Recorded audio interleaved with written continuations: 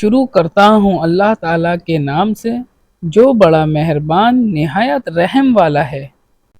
حدیث شریف، رسول اللہ صلی اللہ علیہ وسلم نے ایک شخص کو اپنا ایک خط دے کر بھیجا اور اسے یہ حکم دیا کہ اسے حاکم بحرین کے پاس لے جائے۔ بحرین کے حاکم نے وہ خط کسریٰ شاہ ایران کے پاس بھیج دیا۔ جس وقت اس نے وہ خط پڑھا تو چاک کر ڈالا۔ راوی کہتے ہیں اور میرا خیال ہے کہ ابن مسیب نے اس کے بعد مجھ سے کہا کہ اس واقعے کو سن کر رسول اللہ صلی اللہ علیہ وسلم نے اہل ایران کے لیے بددعا کی کہ وہ بھی چاک شدہ خط کی طرح ٹکڑے ٹکڑے ہو جائے۔ صحیح بخاری حدیث نمبر 64۔ حدیث شریف، رسول اللہ صلی اللہ علیہ وسلم نے کسی بادشاہ کے نام دعوت اسلام دینے کے لیے ایک خط لکھا یا لکھنے کا ارادہ کیا تو آپ صلی اللہ علیہ وسلم سے کہا گیا کہ وہ بغیر مہر کے خط نہیں پڑھتے، یعنی بے مہر کے خط کو مستند نہیں سمجھتے۔ تب آپ صلی اللہ علیہ وسلم نے چاندی کی انگوٹھی بنوائی جس میں محمد رسول اللہ کندہ تھا۔ صحیح بخاری حدیث نمبر 65۔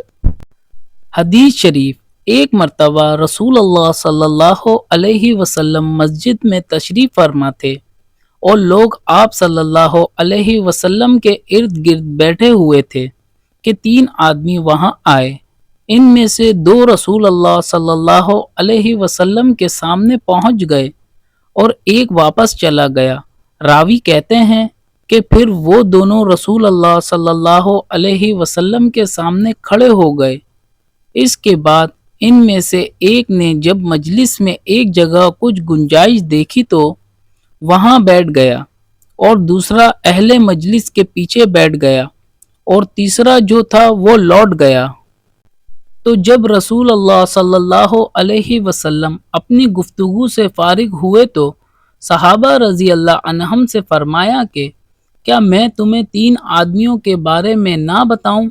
تو سنو، ان میں سے ایک نے اللہ سے پناہ چاہی، اللہ نے اسے پناہ دی، اور دوسرے کو شرم آئی تو اللہ بھی اس سے شرمایا کہ اسے بھی بخش دیا، اور تیسرے شخص نے منہ موڑا تو اللہ نے بھی اس سے منہ موڑ لیا۔ صحیح بخاری حدیث نمبر 66۔ حدیث شریف، رسول اللہ صلی اللہ علیہ وسلم اپنے اونٹ پر بیٹھے ہوئے تھے اور ایک شخص نے اس کی نکیل تھام رکھی تھی۔ آپ صلی اللہ علیہ وسلم نے پوچھا، آج یہ کون سا دن ہے؟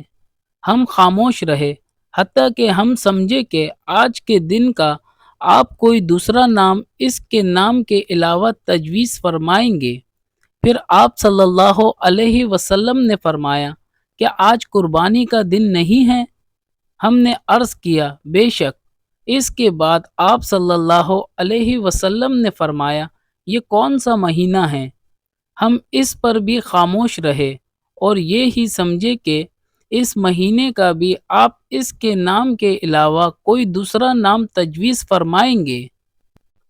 پھر آپ صلی اللہ علیہ وسلم نے فرمایا، کیا یہ ذی الحج کا مہینہ نہیں ہے؟ ہم نے عرض کیا، بے شک۔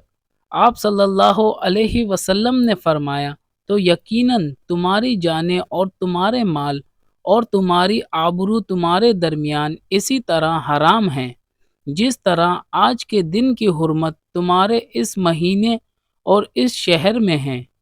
پس جو شخص حاضر ہے اسے چاہیے کہ غائب کو یہ بات پہنچا دے، کیونکہ ایسا ممکن ہے کہ جو شخص یہاں موجود ہے وہ ایسے شخص کو یہ خبر پہنچائے جو اس سے زیادہ حدیث کا یاد رکھنے والا ہو۔ صحیح بخاری حدیث نمبر 67۔ ثواب کی نیت سے حدیث شریف کی ویڈیو کو لائک شیئر کر کے ایک پیارا سا کمنٹ کریں اور چینل کو سبسکرائب کر کے بیل کا بٹن دبا لیں۔ جزاک اللہ۔